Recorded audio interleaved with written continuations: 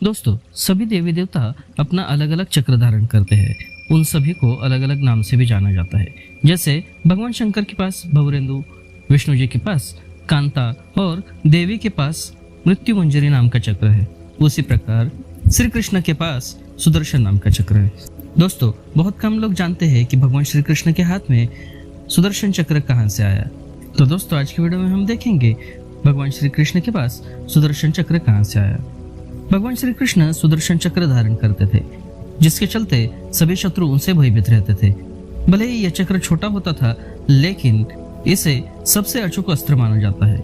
यह अस्त्र बहुत शक्तिशाली था, क्योंकि छोड़े जाने के बाद शत्रु का नाश करके ही यह वापस लौटता था। इस अस्त्र को किसी भी प्रकार से रोकना असंभव था। जब जब श्री कृष्ण ने अपना सुदर्शन चक्र उठाया, तब यह बिना वार किए वापस नहीं आया। सुदर्शन चक्र ने किसी का वध करने के स्थान पर भले ही किसी की शक्तियां और किसी के अभिमान पर ही वार किया हो।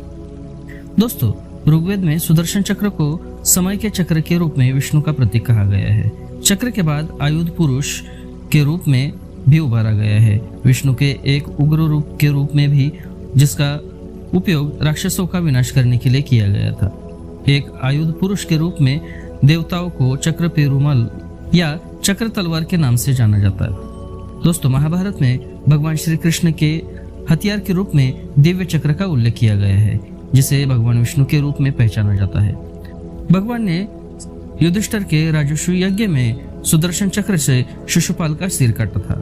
कुरुक्षेत्र युद्ध में 14 दिन सूर्य को छिपाने के लिए भी इस अस्त्र का इस्तेमाल किया था, कौरवों को धोखा देने के लिए, जिससे अर्जुन ने जयद्रथ का वध कर अपने बेटे की मौत का बदला लिया था।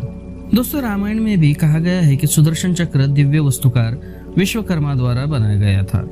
भगवान विष्णु ने चक्रवाण नामक पर्वत की चोटी पर हयग्रीव नाम के दानव का वध किया था और उससे ये ले लिया था।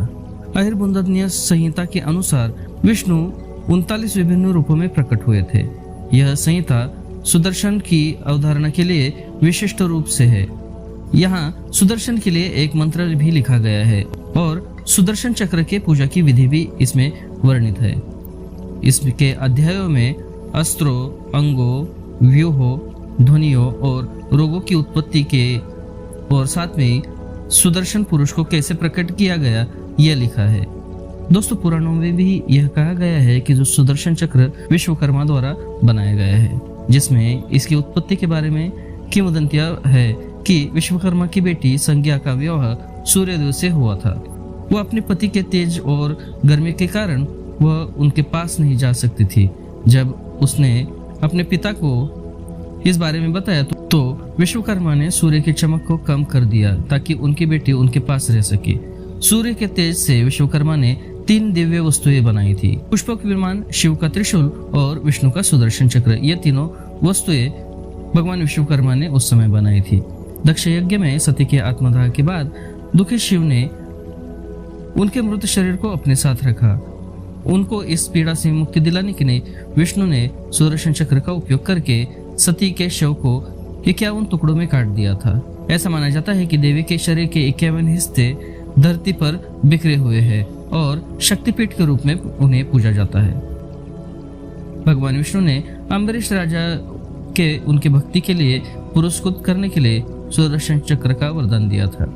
सुदर्शन चक्र का उपयोग राहु का सिर काटने और समुद्र मंथन के दौरान आकाशीय मंदार पर्वत को काट के लेकर आने के लिए किया गया था। दोस्तों, आप देखते हैं सुदर्शन अस्त्र की पूजा की विधि। चक्र पेरुमल या चक्र तलवार मंदिर विष्णु के मंदिरों के अंदर पाए जाते हैं, लेकिन मुख्य देवता के रूप में अकेले चक्र पेरुमल को अर्पित बहुत कम मंदिर है। श्री सुदर्शन भगवान मंदिर नागमंगला, चक्रपाणी मंदिर कुंभकोणम, पुरावर मंदिर, जगन्नाथपुरी मंदिर, जहां जगन्नाथ, सुभद्रा और बलभद्र और साथ में सुदर्शन मुख्य देवता है। श्री वल्लभ मंदिर तिरुवल्ला, नारायण थुकाऊ सुदर्शन मंदिर त्रिप्रंगोड केरल आदि मंदिर सुदर्शन चक्र को समर्पित है। चक्र पेरुमल की प्रतिमाएं आमतौर पर विजयनगर के शहर में दिखाई देती है। चक्र पेरुमल के 2 रूप है, एक 16 भुजाओं वाला और दूसरा 8 भुजाओं वाला। तो दोस्तों, आज के वीडियो में बस इतना ही। ऐसे ही रोचक जानकारी के लिए इस चैनल को सब्सक्राइब करें, इस वीडियो को लाइक और शेयर करें। धन्यवाद।